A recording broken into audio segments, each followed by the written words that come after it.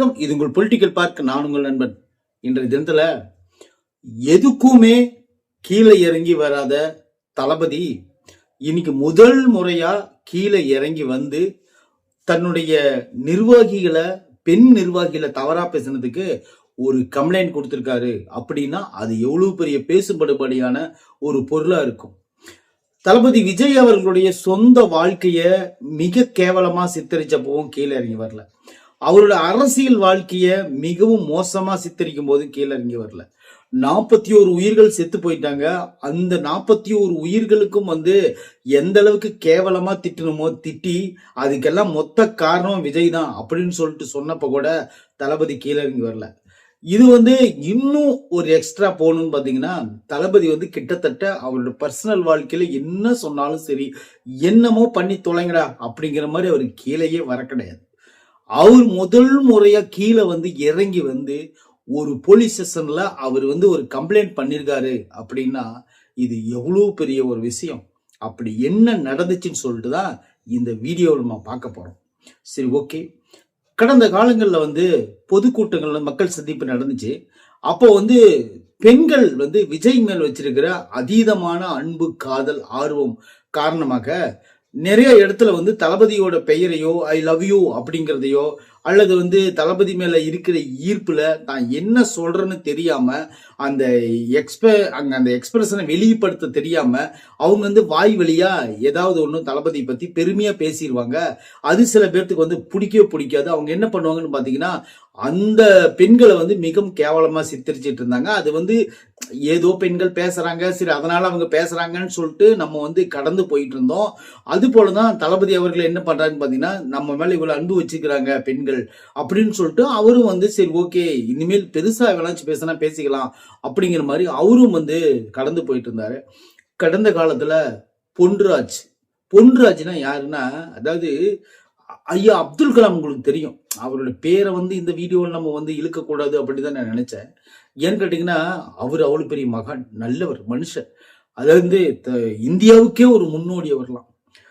அவருடைய கூட அட்வைசரா இருந்தவராம். அதாவது அப்துல் கலாம் இவரோட அட்வைஸ் எல்லாம் ஒண்ணு கூட கேட்டிருக்க மாட்டார். அதனாலதான் நல்ல மனுஷன் இருந்திருப்பார். அதனால இவரோட அட்வைஸ் கேட்டிருந்தாருன்னு வச்சுக்கோங்க, ஐயா அப்துல் கலாம் மேல நம்மளுக்கு இருக்கிற மரியாதை போயிருக்கும். அந்த மாதிரில இருந்திருக்க மாட்டார். நல்ல மனுஷனா இருந்திருப்பார். இவரோட அட்வைஸ எக்காரணத்தை கொண்டு கேட்டக்கூடாது அப்படிங்கிறதுக்காகவே கூட வச்சிருந்திருப்பாருன்னு நினைக்கிறேன். அந்த மாதிரி ஒரு ஆள் தான் யாருன்னு பாத்தீங்கன்னா பொன்ராஜ் அப்படிங்கக்கூடிய ஒரு ஆள். அந்த ஆள் அவர் என்ன பண்றாருன்னு பாத்தீங்கன்னா, ஒரு பேட்டியில உட்காந்துக்கிட்டு, அதாவது இதுக்கு முன்னாடி ஒரு சப்ஜெக்ட் இருக்கு, அதை சொல்லிட்டதுக்கு அப்புறம் இதில் சொன்னா அது கரெக்டா இருக்கும். சமீப காலங்கள்ல 24ஆம் தேதி, பிப்ரவரி 24ஆம் தேதின்னு நினைக்கிறேன். அந்த காலகட்டங்கள்ல என்னாச்சுன்னு பாத்தீங்கன்னா, விஜய் சார் மேல ஒரு கம்ப்ளைண்ட் வருது. அது என்ன கம்ப்ளைண்ட் பாத்தீங்கன்னா, விவாகரத்து கம்ப்ளைண்ட் வருது. அது கம்ப்ளைண்ட் கிடையாது, விவாகரத்து பண்ணக்கூடிய ஒரு ஸ்டேட்மெண்ட் ஒன்று வருது. மனைவி சங்கீதா அவங்க கிட்ட இருந்து வருது. அந்த வந்த உடனே தமிழ்நாடே அதிர்ச்சி ஆகுது. என்னடா இத்தனை வருஷமா இல்லாத இப்ப திடீர்னு கம்ப்ளைண்ட் வருது விஜய் சார் மேல, என்னவா இருக்குன்னு சொல்லிட்டு எல்லாம் ஆர்வமா பார்க்கும்போது, அதாவது இவரோட சேர்ந்து வாழ எனக்கு பிடிக்கல, எனக்கு விவாகரத்து வேணும் அப்படின்னு சொல்லிட்டு வருது. அது ஏப்ரல் 20ஆம் தேதி அதுக்கு இயரிங் வருது கோர்ட்ல. அதாவது அதுக்கு முன்னாடி 23ஆம் தேதி எலெக்ஷன், 20ஆம் தேதி அவருக்கு இந்த மாதிரி ஒரு சிக்கல் இருக்கு. ஒரு மனுஷனுக்கு எத்தனை சிக்கல் வருதுன்னு பாருங்களேன். அதுக்கப்புறம் என்னாச்சுன்னு பாத்தீங்கன்னா, அந்த இது வந்த உடனே இவர் வெளியே ஒரு மீட்டிங்ல பேசுறாரு. பேசும்போது அந்த ஒரு பொண்ணு ஆர்வ மிகுதியால, என்னம்மா டைவர்ஸ் ஆகி போச்சு விஜய்க்கு, இப்படி ஆகி போச்சு, நீங்க என்ன ஆதரவு தெரிவிச்சிட்டு இருக்கிறீங்க பெண்கள் சொன்னோன்னே, நாங்க அண்ணனா, அவர் எங்களை தங்கச்சியா நாங்க அண்ணனா பார்ப்போம், எங்களுடைய சகோதரனா பார்ப்போம், எங்களுடைய தாய் மாமனா பார்ப்போம், எங்களுடைய சொந்தக்காரனா பார்ப்போம், ஏன் நாங்க அவங்களுக்கு பொண்டாட்டியா கூட இருந்துட்டு போயிடுறோமே அப்படிங்கிற மாதிரி அந்த வார்த்தை அந்த பொண்ணு ஒரு ஆர்வ மிகுதியால என்ன சொல்றதுன்னு தெரியாம அந்த பொண்ணு சொல்லிடுச்சு. எல்லாருமே நம்ம கரெக்டா பேசுறோமா, ஏதாவது ஒரு ஸ்டங்கு ஸ்லிப் ஆகி ஒரு சின்ன வார்த்தையை நம்ம மிஸ்டேக் பண்ணிட மாட்டோமா, அந்த மாதிரி அந்த பொண்ணு சொல்லிக்குது. அது கடந்து கூட போயிருக்கலாம். இது வந்து ஒன்றும் பிரச்சனை இல்லை, இது ஒரு பெரிய விஷயம் இல்லை. ஏன்னு கேட்டீங்கன்னா, ஒரு திடீர்னு ஒருத்தரை பார்த்தோன்னே நம்மளுக்கு வந்து பார்க்க முடியாத ஒரு ஆளை நம்ம பார்த்தோன்னே நம்மளே வாய் வளரிடுவோம். அப்புறம் அப்படிங்கிற மாதிரி ஒரு வாய் வளரிடுவோம்ல, அந்த மாதிரி அந்த பொண்ணு வந்து திடீர்னு தன்னுடைய சந்தோஷத்தையும் மீறி ஒரு வார்த்தை வந்து வெளியிட்டாங்க.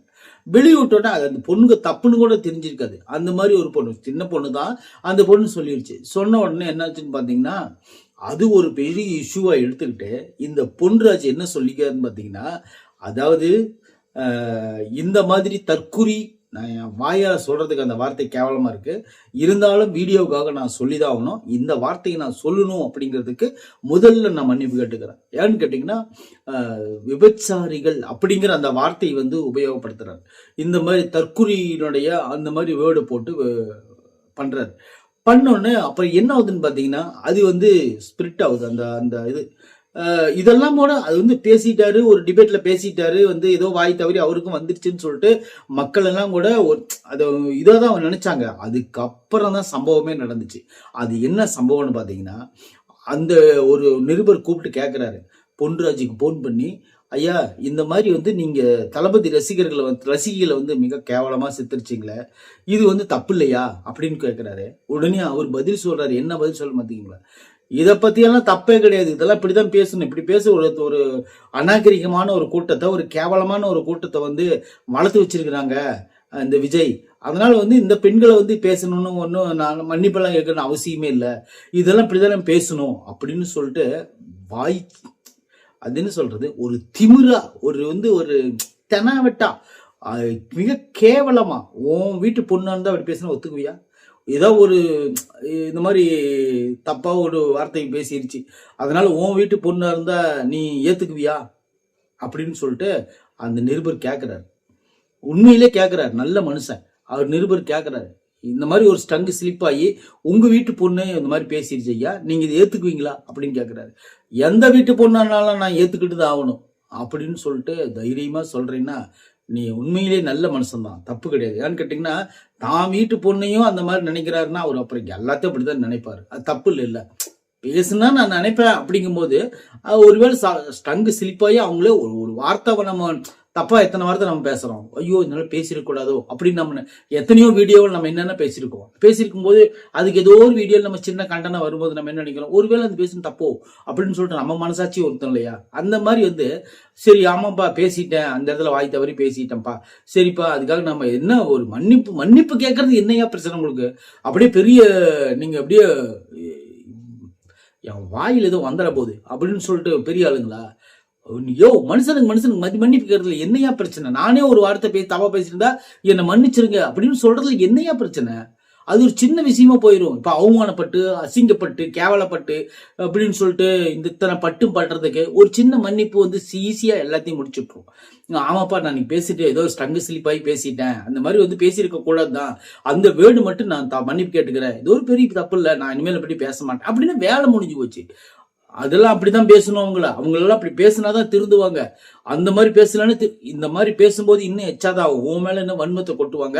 அதாவது வந்து நீங்க வேற ஐயா கிட்டயே அட்வைஸ் பண்ணிக்கிறீங்கன்னா, ஐயா அவர்கள் உண்மையிலே தங்கமான மனுஷன், அந்த மனுஷனுக்கே நீங்க அட்வைஸ் பண்ணிக்கிறீங்கன்னா அந்த ஒரு அட்வைஸ் கூட தலைவர் கேட்டிருக்க மாட்டாரு அப்படிங்கிறது தான் நிஜம். சரி ஓகே, இந்த மாதிரி ஒரு கேவலமான ஒரு கேடுகட்டத்தனமான ஒரு புத்தி வந்து நிறைய பேர்த்து வன்மத்தை மனசுக்குள்ள வச்சுக்கிட்டு பேசுறாங்க அப்படிங்கிறது மட்டும் நல்லா கிளீனா நம்மளுக்கு தெரியுது. இந்த மாதிரிலாம் பேசும்போது மக்களுக்குள்ள ஒரு ஈடுபாடு, என்ன ஈடுபாடு வரும்னு பாத்தீங்கன்னா, அதாவது இப்படியெல்லாம் அரசியல்வாதிங்க பேசுறாங்களே அப்படிங்கிற மாதிரி, ஒரு பெண்கள் அப்படின்னாவே இவ்வளவு கேவலமா மாதிரி சித்தரிக்கிறத ஃபர்ஸ்ட் நிறுத்துங்கடா, நிறுத்தி தொலைங்கடா. ஒரு பெண் அப்படிங்கறதுல இருந்தாலும் ஒரு ஆண் புறப்பட்டான்.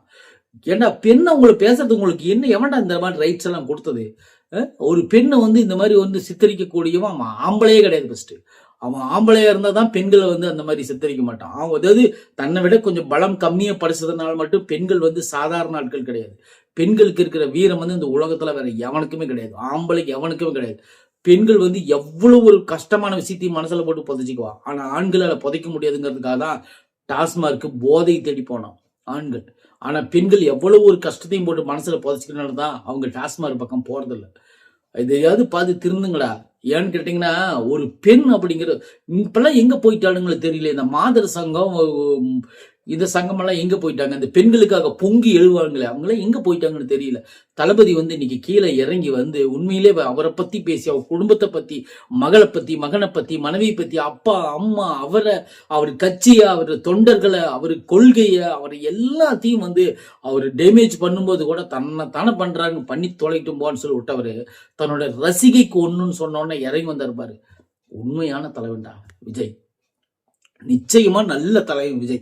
விஜய் வந்து தமிழ்நாட்டுக்கு 2026க்கு வந்தாருன்னா உண்மையிலே சிறப்பா தரமான சம்பவங்கள் நிறைய செய்வார் அப்படின்னு சொல்லிட்டு இந்த செகண்ட்ல இருந்து நான் நம்புறேன்.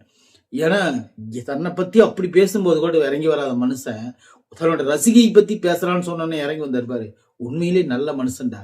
இந்த மாதிரி சில ஆட்கள் எல்லாம் நீங்க ஸ்கிப் பண்ணி விட்டுருங்க. நன்றி, வணக்கம்.